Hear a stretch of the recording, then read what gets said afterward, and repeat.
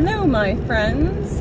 This is the morning of December 11th. This is technically my 4th day, my 11th day on a raw vegan diet.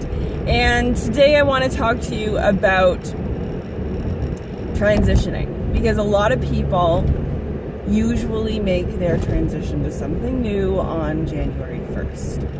And I want to share my mishaps and missteps and stumbles along the way to hopefully allow you to have a more smooth transition than my own.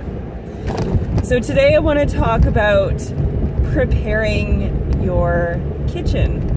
Preparing your kitchen for a transition, whether you're going raw, like I have recently kind of done, or whether you're transitioning vegan, or whether you're just, cutting out gluten, or whatever you're planning on doing at the beginning of 2018.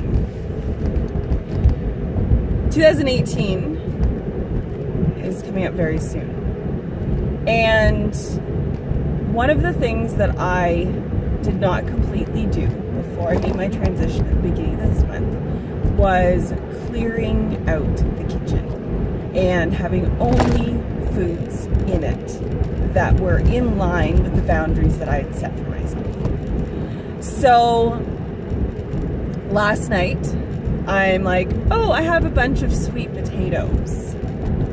I essentially kept them because I'm like, I'm gonna shred them up in the food processor and mix them with stuff and dehydrate them and do them raw. I'm like, the sweet potatoes. I've hardly eaten anything all day because I was out with my mom all day and I'm starving. I'm gonna put sweet potatoes in the oven. And during the time that those were cooking, I made myself this massive, beautiful raw salad and I stuffed myself full. But when the sweet potatoes were done, I was like, I have some warm food, and even though I'm not hungry, I'm nostalgic for that thing. And I ate this huge honking sweet potato, and there's still a few cooked, but I'm not going to eat them. For the $3 I spent on this bag of sweet potatoes, or $5, even if I spent $10 on it, is $10 really worth tossing away all of the work I've put in? No, it's not. So, there are a few reasons why I am making this video now at this time. So I woke up less than an hour ago. I'm on my way to work. And see this whole puffy eye thing? This is my morning state. This is kind of what happens to me every morning. And it's one of the things I would like to change. I've literally had this since I was, as long as I can remember. I was like 12 years old and I had these puffy eyes. It's a kidney thing. Anyway, I don't know why I decided to share that, because normally I don't vlog this early in the morning, and I thought I would draw attention to it. So if you are thinking of transitioning to anything on January 1st, you want to think about clearing out the kitchen now. Don't be bringing new stuff in that might help you stray in the future. Start doing 24-hour periods where you're eating the way that you plan on eating. And don't think of it as though you're approaching a deprivation. Think of it as though you're approaching something, beautiful, this amazing gift to yourself. For me, the long periods that I have done a fully raw diet, it took away those stimulating cooked foods so that I was able to focus on me. I was able to tune into what I felt. I was able to actually feel my emotions and work through them instead of stuffing them down. And that's really at the root of especially a lot of us that come to this with health issues.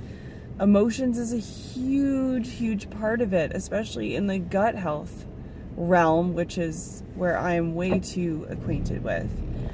And emotional eating is really when you feel emotions, you eat food so you don't have to feel those emotions, so you don't have to process and express and feel those emotions.